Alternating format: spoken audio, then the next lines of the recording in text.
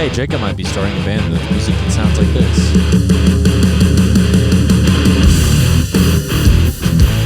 Yep. Cool. You know what this song kind of sounds like? MX versus ATV Untamed on the Wii. This is what I was going to say. Yes. This is what I was going to say. The linebacker at University of Kentucky is going to be really great today on today's matchup. Look at these highlights of him. He has great tackle form, and he has 15 head-on face tackles this year, leading the country in 14 blah, blah, blah. Oh, I thought I was still playing. Yeah, it does kind of sound like the NFL, like some sort of highlight reel. But, yeah, that's a band called Turnstile. If you haven't heard of them, they're a top 3 favorite band of all time for me, I think. I don't know which place, 1, 2, or 3, but... We're having them on the podcast next week. If you, that would be insane. If you know John Mclendon, shout out. That's my brother. He's getting married in 3 months. Marriage song? I can't ever remember which one. There it is. Dude, John's marriage song? John is going to love. Marriage check.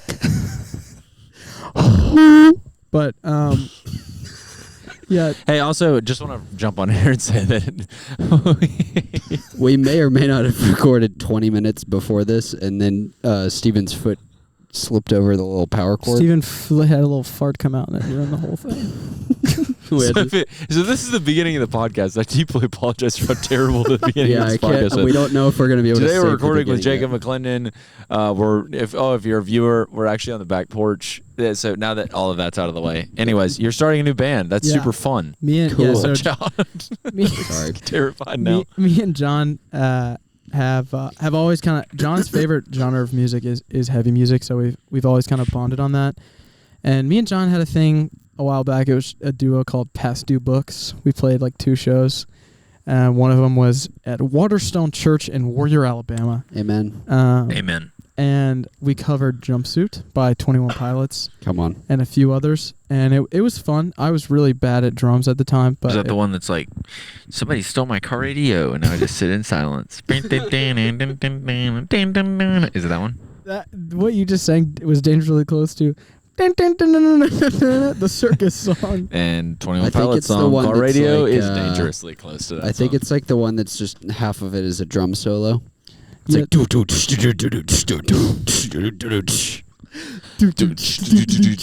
somebody told my car radio. That's a good song. Somebody told my car radio and I sit in a quiet time. If you go to the depths of my YouTube channel, there's for sure a drum cover of Car Radio by 21 Pilots. I'm gonna try and find it. Audio in this video. The audio is from my phone, so the drums are like. Yeah, you just can't hear them. But yeah, me you and should John listen to them on full blast with your headphones on. Headphones on. Also, yeah. Me and John have always been like, heavy music is sick. We love playing it together and listening to it and all the things. So the other day, I guess like a couple weeks ago, I was just like, why have we never committed to just like doing a project with this stuff? And like I play with Zion, I play with some other stuff, and it's like folky and rocky and fun. I don't know. I want to do different outlets of music, and I have like a jazz gig, and that's really fun, but I want to make like Men I Trust type stuff with people one day. So if you're wanting that, you have someone who wants to play drums or bass. Claro, if you're listening. Claro, if you're listening. Who is your dad? How did you get here? First off, who is your dad? Because I know. Who is your dad? Because Jacob wants him to be his father-in-law. I know. That's not what I meant. I know that he's paying for all your crap. Hey, Claro, who's going to be the father of your children? Because Jacob wants to be. That's not what I said. Hey, Claro, how did you end up listening to this? What the heck? My letter to Claro. And from Myers, how are you listening to this? From and Jacob, I want to father your children. Claro, you're a real person, and if you heard this, that would be so weird. Okay? Anyways, the band we want to start is called Pookie. And so if you want to steal that name... Why are you changing the name if it's the same vibe as Past Due Books? Because Pookie's a way better name. Pookie's hilarious. But the thing is, there's always going to be a better name in 2 years. That's true. But Past Due Books was... From now to Past Due Books time was the most I'll ever change in my life. I don't know, man. 13 to 20? In a compressed time span, probably. Do you think you changed more from 13 to 20 or 20 to 25, Myers? gotta be 13 to 20. When you were 13, you were like Power Rangers and Play-Doh and bull crap. Yeah, now we like pay mortgages. It's but very different than 20. Yeah, like, I don't know. I mean, the last like 2 years have definitely been a very, very growth and change intensive time. yeah. But I think. I mean, I am surprised by how much I look back at college, Stephen, and I'm like, what the heck was I doing? It feels like a lot more growth has happened in a much shorter period of time versus 13 to 20 feels like it's a lot of change, but to me, when I look back on that, it seems like it took a lot longer. Yeah, because like pretty much 13, I didn't really exist. You know, Like I was 22 just kind of like to a 24 has been space like filler. a lot of change for yeah, me. so I would really say 13 to 16 is pretty much no change at all. 13 to 16 was a big change, and then 16 to 20, like probably wasn't as much change as I thought I had. Yeah. And then 20 to now I'm 26. That's a ton. Like I feel like it's a ton different now. What do you think was your biggest concern as a 13-year-old, and a 23-year-old? What do you think those two were? 23. Yeah. Okay, I was second year post grad. Biggest concern. Like if you were 13 and they were like, what are you most like worried about at this point? How old are you in your or what grade are you in? 13's like How 7. old are you when you're 13? In weeks, when you're 13, you're like 7. You're a 7th grader, I think. 15 is freshman year. So yeah, you're like in 7th grade. I definitely think I remember walking in and my parents were essentially like, I really liked basketball, and I had a choice between getting basketball shoes or like tennis shoes for school, and I got basketball shoes. Idiot. And I had to wear the basketball shoes as tennis shoes to school. And I was so mad. They were Nike Shox basketball shoes. And I thought You they didn't were wear sick Shaqs? when you played basketball. But whenever I was like at school, they looked stupid with my like Alabama gear, you know? So I was like, I think that was probably my biggest concern was how I was perceived by others. Yeah, I would probably agree with that. And when I was 20, my greatest concern was how I was perceived by others.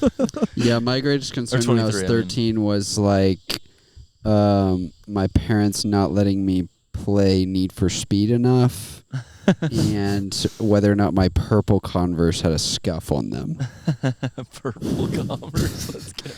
when I was My biggest concern now is whether or not I can provide for my family. I was going to say, I think when I was 23, I was like, so how you're how the perceived heck- by your wife. how the heck am I going to pay for 2 people to live while one of them is not working or making any money and spending tens of thousands of dollars on school? Yeah. That was kind of my concern at 20. Yeah. And still is my concern. I'm trying to think 23, though. I don't really remember what 23. I was living in North Carolina when I was 23, I believe. So my concern was Probably the how- Bruins. Probably the. Or that's not the The Tar Bruins. Heels. Oh, Yeah, I was concerned the about- freaking Canes, Yeah. NHL champs when I lived in Raleigh. I'm their good That's luck actually charm. sick. I bet that was fun. Did you go to games? Never went. I honestly thought it was funny. It was the first time I ever lived in a city with a professional sports team, and I was like, guys, we got to go to a Canes game. And everybody was like, heck no, nobody goes to Canes games. And I was like, what the heck is y'all's problem? Like, I never got it. Why they were like, heck no, we're not going to a freaking sports game. That's dumb. I was like, okay, whatever, dude. Like, we just freaking go to another coffee shop or restaurant or some stupid park. Stupid park. I'm stupid. Oh, man. That's funny. What about you, Jacob? I know you're not 23 yet, but Yeah, 3 years on that one. But I think my biggest concern when I was 13, I'm trying to think back. I'm thinking back to a really specific outfit that I wore a lot. Very gelled, short side part. I had this shirt that was blue that had a bear. Like it was like a print, like a rectangle print that had a bear taking like a selfie on it. And I was like, this shirt is Surely not everybody was kind of good riding. Hey, will you actually tell that story? Yeah, I will. This will be a great clip. Let me finish my fit because I think it was appearance as well. I was just concerned with what yeah. people thought of me, and also the alt-right pipeline was a big concern of mine. As in, I became a proprietor of the alt-right pipeline. And what is all right pipeline? Alt-right pipeline is like Ben Shapiro absolutely destroying feminist part 63. And and I would just watch those and be like, God, women are so stupid. And then That's so terrifying that like I was a 13-year-old.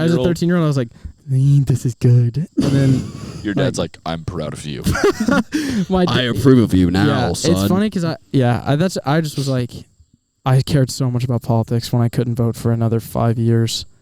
And then That's funny. I didn't know that about you. And then now I don't at all.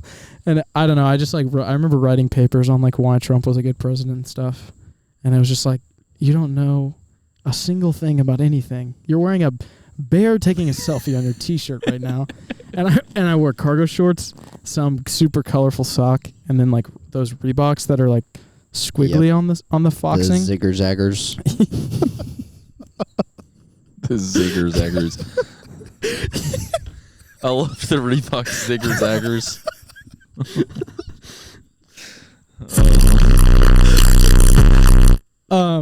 Yeah, and then I also wore. You remember those baseball necklaces? The like woven. Yeah. Oh yeah, the fighting. I didn't play baseball at all. That's but okay. I You thought can wear that still.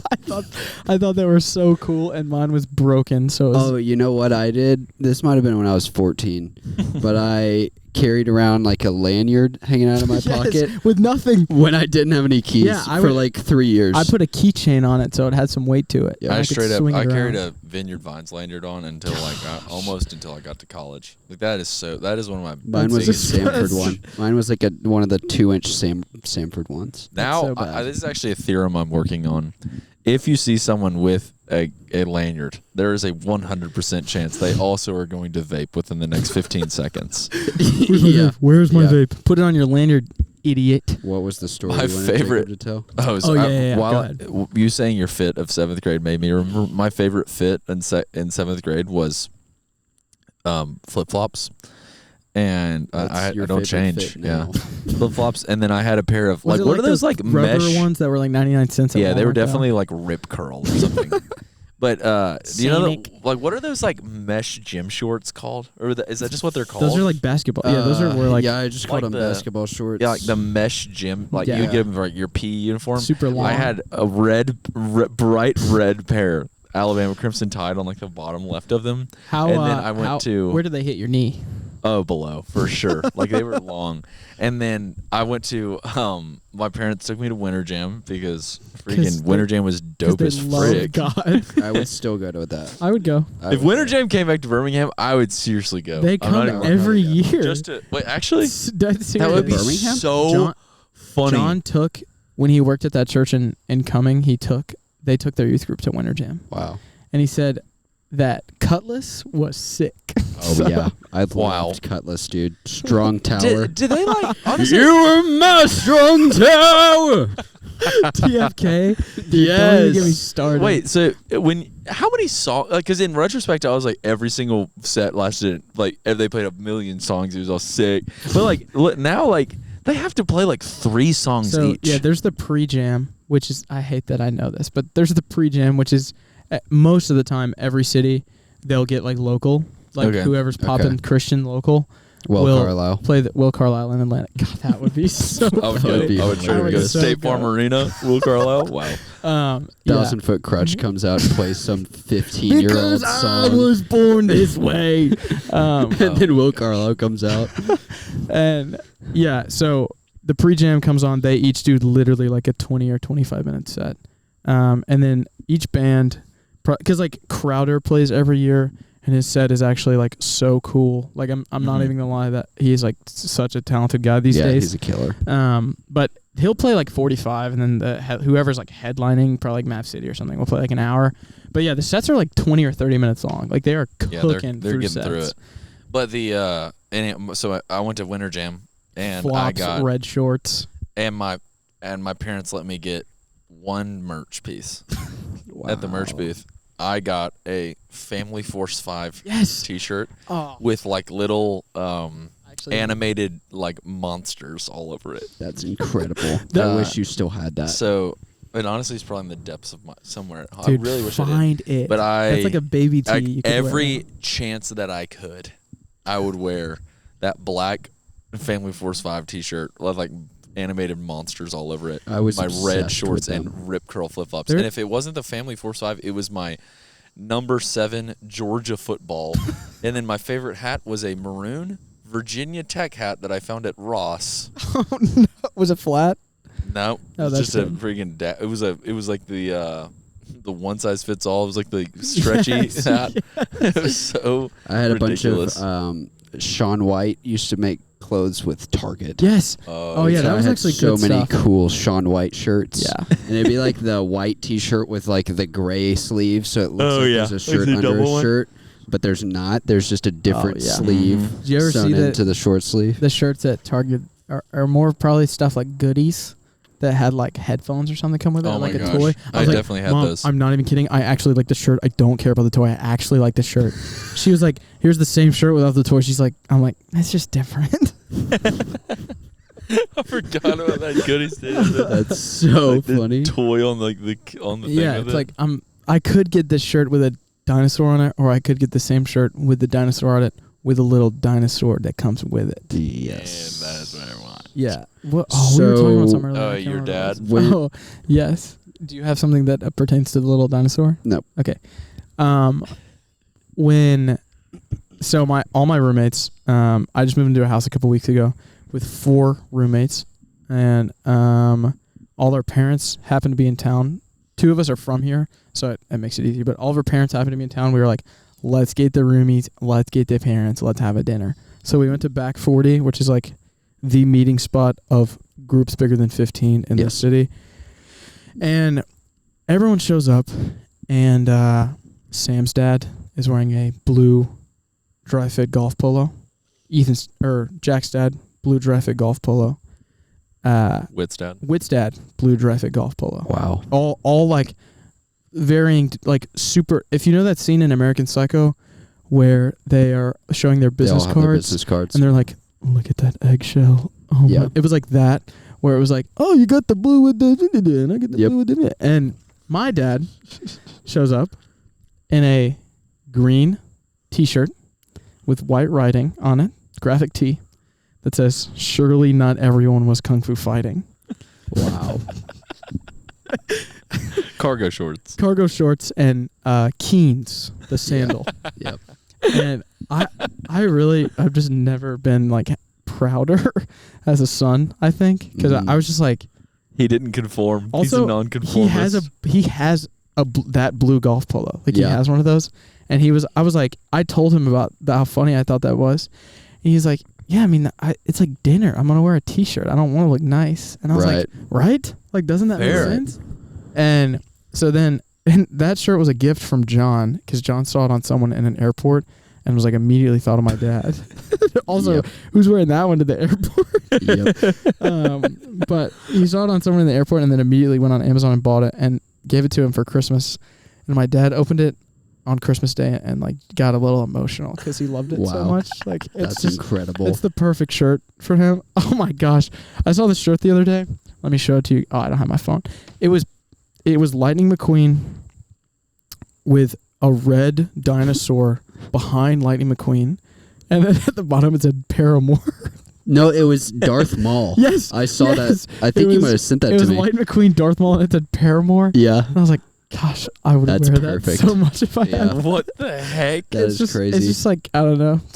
It's a dumb graphic, but I thought it was so funny. That's really funny. But yes, my dad's band. My dad plays drums as well, but he's in a band. And they had like a live session, like recording thing where me and John like camera operated. Uh-huh. And he was like, really like worried about what he was gonna wear because he wanted it to look good. And one of the sessions he wore Zion merch, which I was like, you dog. Like one of the songs he wore Zion merch. Dastardly. And then Dastardly Dog. And then the other one one of the other ones he couldn't figure it out, and he wanted to wear the Kung Fu shirt. And John was like, Don't wear that. He was Can't like, do that. and he was like, okay. So I can't remember what he wore, but yeah, he loves that shirt a lot.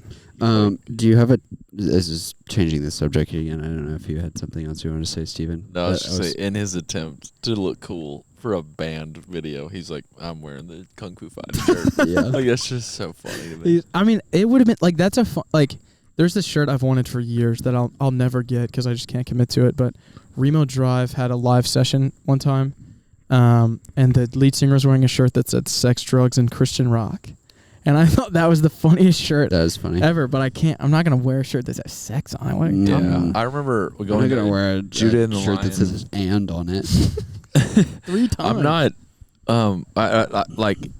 I vividly remember Judah and the Lion concert at Sloss which is a old factory in Birmingham that's now like a venue, and it was an unbelievably fun concert. I'm not a big fan of Judah and the Lion, but I am a big fan of Judah and the Lion concerts. They're always they're so really so fun. fun. Yeah. And so, anyways, me and like all my homies went, and there was like a huge crew of us. This is when I was in college, so like a ton of people. We met up with a ton of people from my school there. Anyways, we're like, he comes out, and this is after Colony House opened up for them. Also, Tall Heights Insane. came That's open so up for sick. them, That's which so was just sick. like, it was a great. There was already like a lot of really good music, and then he comes out and he's wearing a collared shirt with like a collared shirt button down, and on top of it, over a T-shirt that said Belmont Mom. And Wow. I thought it was the coolest Yeah. T-shirt ever, because Belmont is like very similar to the school that I went to. So I literally went to the like store the next morning and got a Sanford Grandpa shirt, and I wore it like all the time. I think Claire. Or no, has one of Sanford those. Grandmother.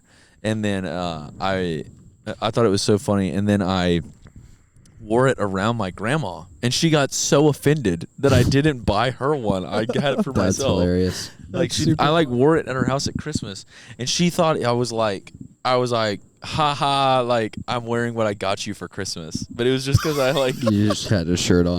That's so funny. That's So funny, honestly. That's awesome. Jacob, do you have a timeline on when y'all are gonna put out music, or what's the plan? Pookie. I think that Have also y'all written songs? something I just thought about is that like a producer tag. I think at the beginning of every song, it'll say Pookie. That'd be funny. You should get the one like Pookie and Chet. You should get I should like get him Pookie saying looks. Yeah, I Pookie. actually should. Oh, that's a great idea, John. Write that down. Write that down, John. Write that No, down, write me that and down. John have like written things together, just like over the years, being brothers. Just because like he plays guitar, I play drums. Sometimes it happens at the same time, I Yep. guess. And we have like a song we wrote at his house in Irondale that I really really like. That I think that will probably make a Pookie song. And Let's go. Do one of y'all sing?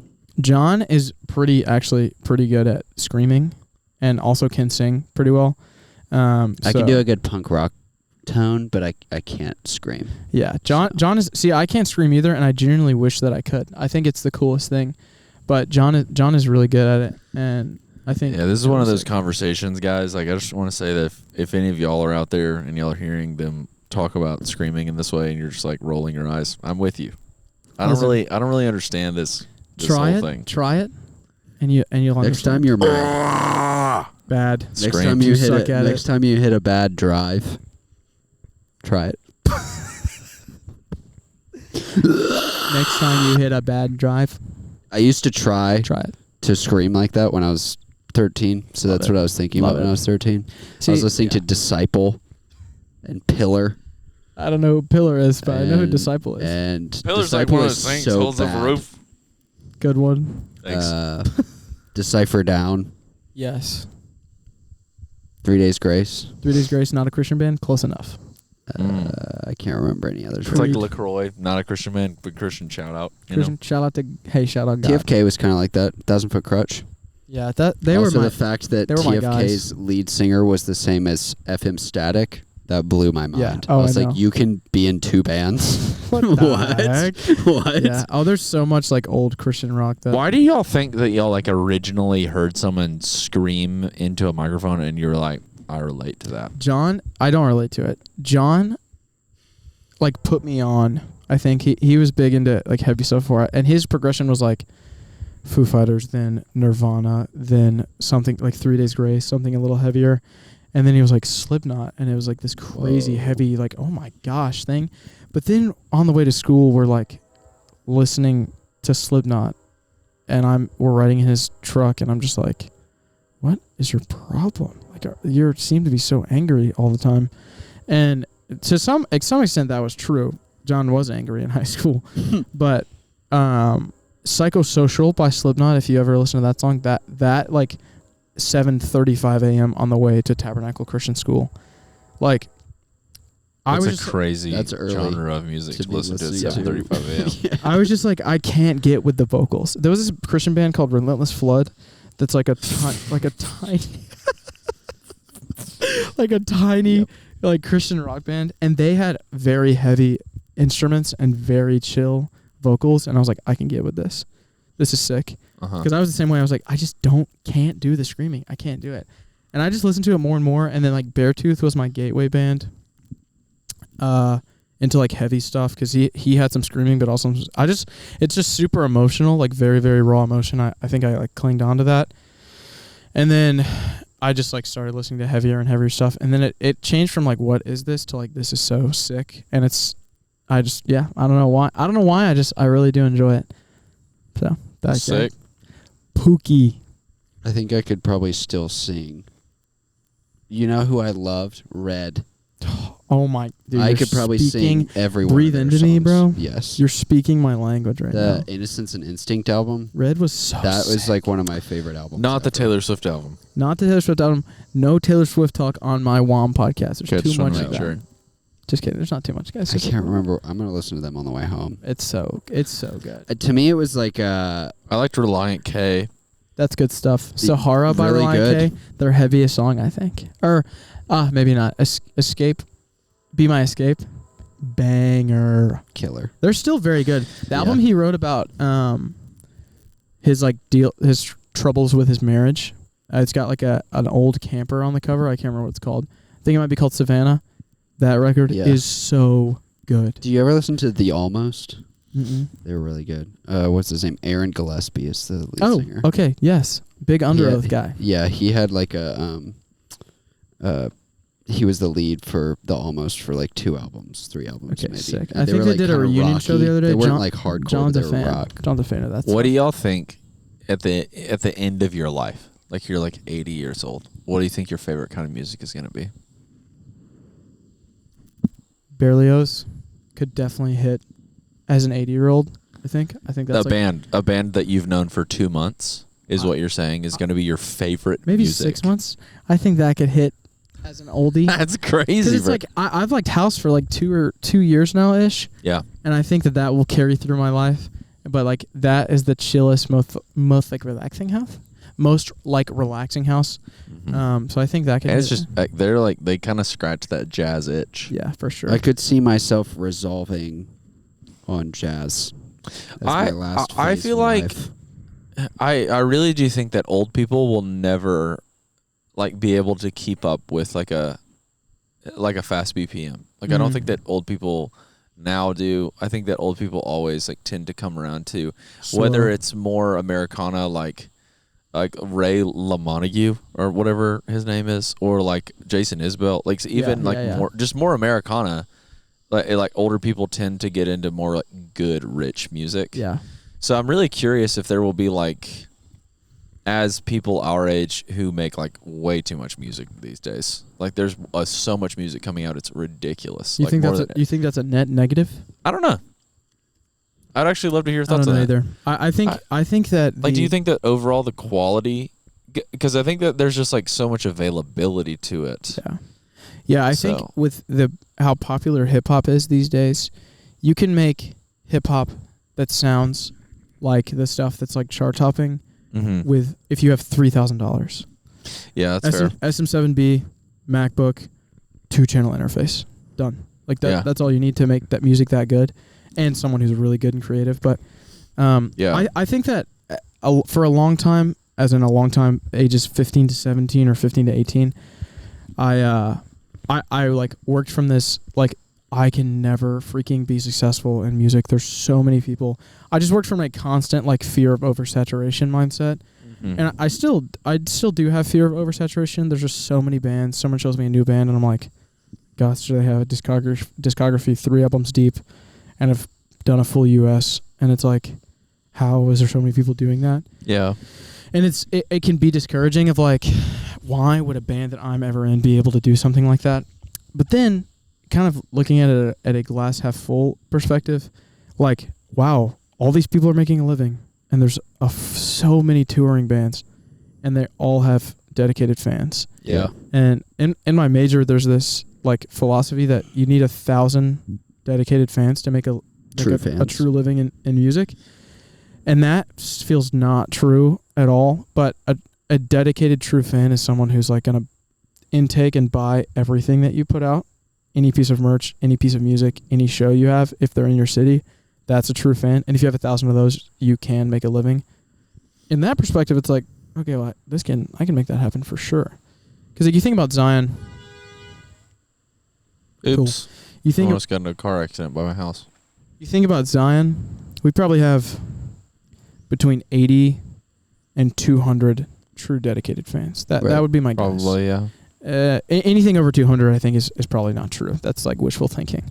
So like when you say make a living, that means Zion will make a living if with 1,000 fans, or all of y'all would. Yeah. Oh, cool. It's like very broad, like artist. So I guess it's getting specifics of like a band could be paid. I don't know, but probably I would say yes, which is if your true fan spends $100 a year on you, that's $100,000. Yeah, tickets, merch, and whatever else. Yeah, which is very not possible. really enough to have five people live on, but like it's a start, and odds are they might spend more than that. Yeah, it's an interesting, like, you can definitely be like, frick, this will never happen, and be really negative about it.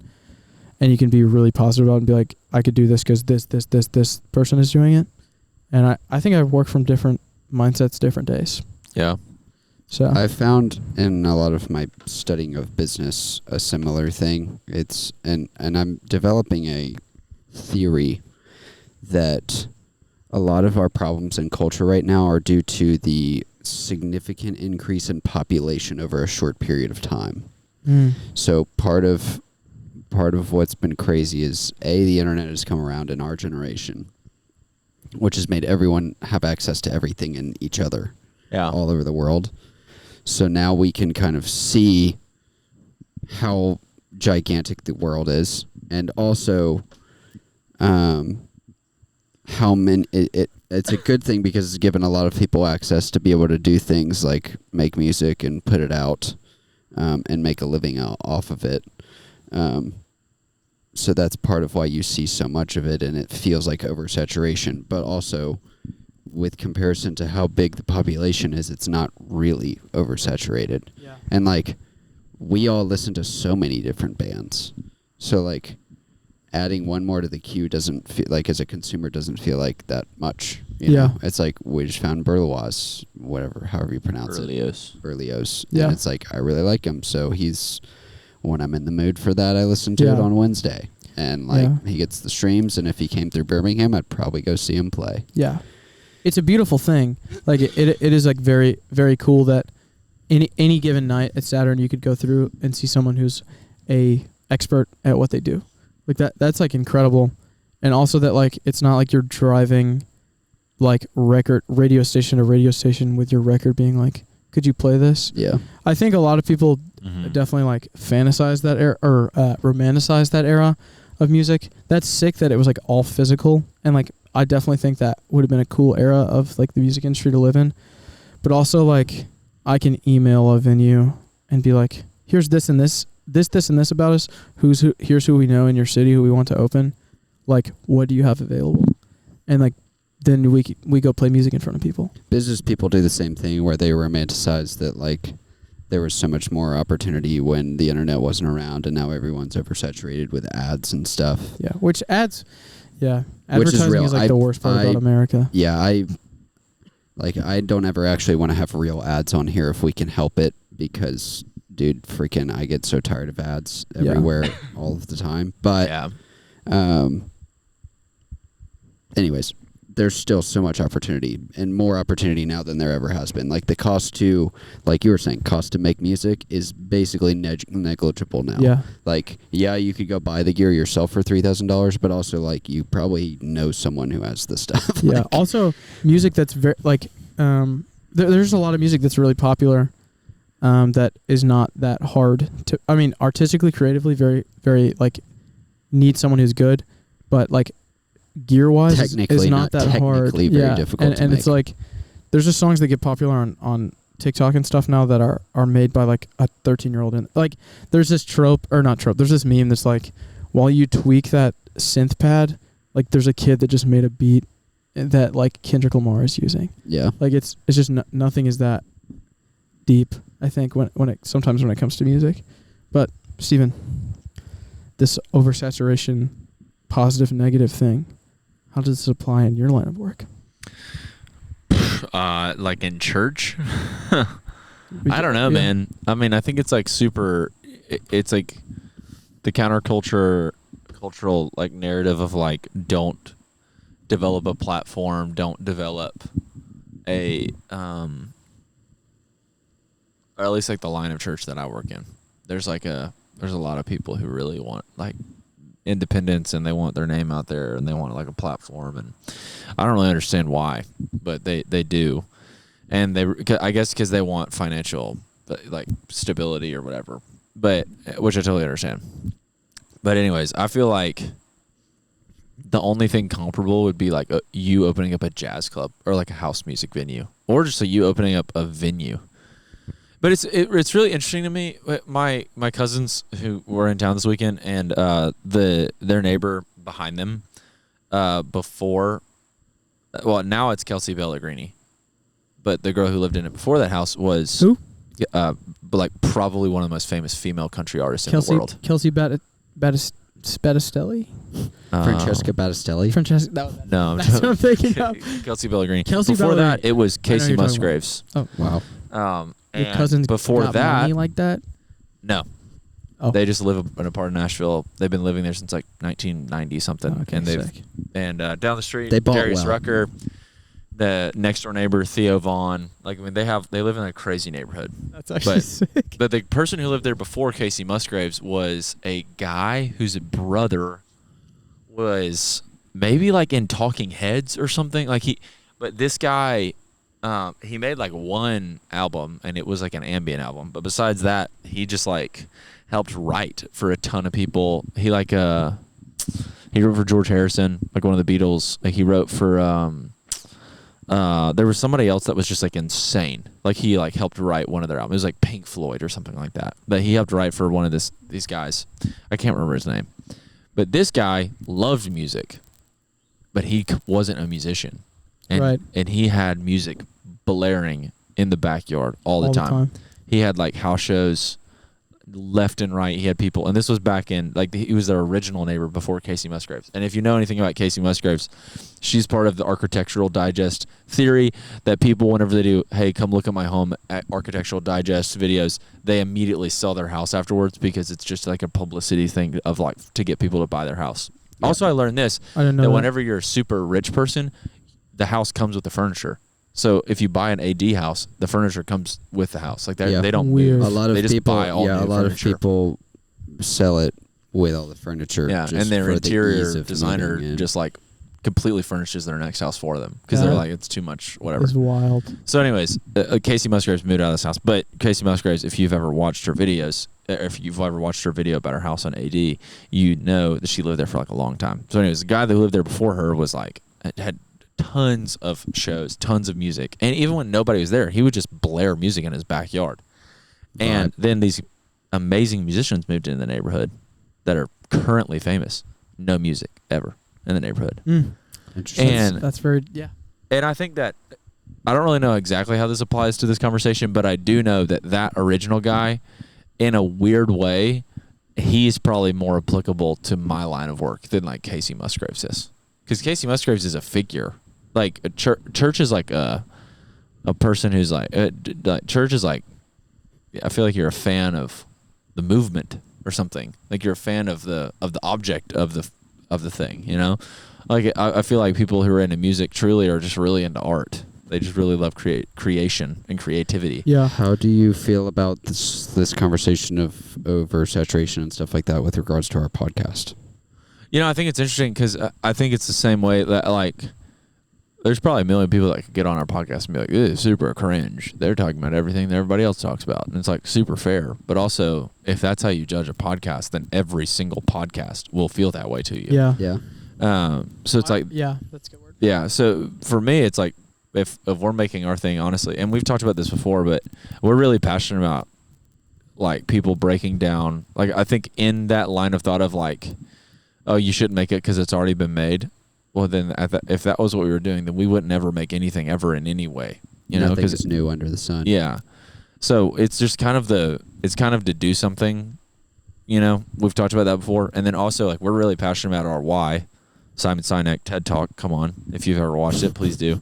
Start with your why, and then kind of build out of your why, and that's what's going to make you actually get things done. But our why is like we want people to have opportunities to conversate with people and be a part of conversations that they can talk about with other people, and we're trying to like fight against the loneliness epidemic in America and stuff, or just not America, everywhere. But because a lot of people are like, if you're not American, just don't even listen. Yeah.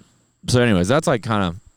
I feel like that's what applies to a podcast. But in terms of oversaturation, podcasts are like insane. Like people are doing podcasts for a long time, and by a long time I mean like 12 years. So in comparison to music, it's nothing. Yeah. But like podcasts are super interesting because do you think that it like literally we keep getting feedback that we are like if you're a Birmingham person, this is the podcast for you. And I think it's super interesting because we've never made this like a Birmingham. Like we never intentionally. We talk about Birmingham just because that's where we are and that's where the people we interview are. But I think more so than other people, we as in just like our friends. I guess not WOM specifically, but we like care about spaces more than most. I think and places and like we fawn over places in other cities too. Yeah. Like, dude, I actually, this is a side tangent, but I was talking to one of our customers who's a pastor of a church, and he's in Cincinnati right now, and I told him about Elliot, and he said he's going to go there in like no way. So I don't know if that's actually going to happen, but I told him my friend Elijah runs a cafe up there. That is sick. So I hope that happens. Wow. Circling back to real quick, do we got to like, should. Circling back to what you were saying about that guy that like not a musician but like loved music. My freshman year of college, 2 years ago, the like welcome back concert for the school was the band Camino, and the opening band was like an on-campus ensemble that I'm in, so I got to open for them and talk to them and stuff. It was cool, but there were some chillers, but the drummer very, very good. Garrett, I think is his name. Sounds right. He basically he was like addressing the whole like my whole major of like commercial music people, and someone asked like what do you bumping these days? What do you listen to? He's like, I don't want to burst anyone's bubble, and we were like, what the heck is he supposed to say? But he's like, I don't want to burst anyone's bubble, but like I don't listen to a lot of music unless it's like maybe inspiration for like the records, and that was just kind of like. I know that like people that do, I mean, I definitely feel the same way of like, I do music 75% of my week. That's over exaggeration, but close. And a lot of it. When I'm in the car sometimes, recently I've been listening to a lot of music in the car. When I'm in the car, I'm like, this is my break. For music is for a lot of people, it's like I go to work and then I get to listen to music after. For me, it's like work is music, school is music. So I get to listen to a podcast and unwind. So it's like when it's your job, like you can only make it like arty farty so long. Right. Yeah. Like it is a job, and like I don't want to like do it all the time because I do need a break. That's why there's like fun like outdoor hobbies that I enjoy. Yeah. So it's like I honestly really fully understand why that guy loved it, and writing was his job, but like music itself. Yeah. And like this guy was like, oh yeah, music's his job. He's touring half the year, playing every night. He probably is tired of he probably listening wants some quiet when he's at home. Yeah. So it is super fascinating. There's a beautiful balance to like making your job and making it your hobby and making your hobby your job. Yeah. Yeah. Well, guys, we got to run because home group. We have our home groups tonight, and we're involved parts of our community. But we love you so much.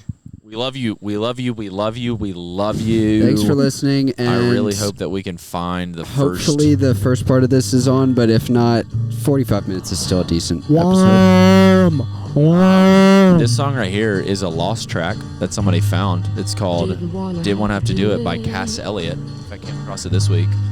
Lost tracks are music that was recorded and then they never got a record label, so then they're found in like discographies at like old record labels. So I have loved this song this week, so I hope you do too. But Jake, anyways, thanks for coming on. Yeah, guys. Of course, it was a blast. Thank you for listening to our talk. Goodbye.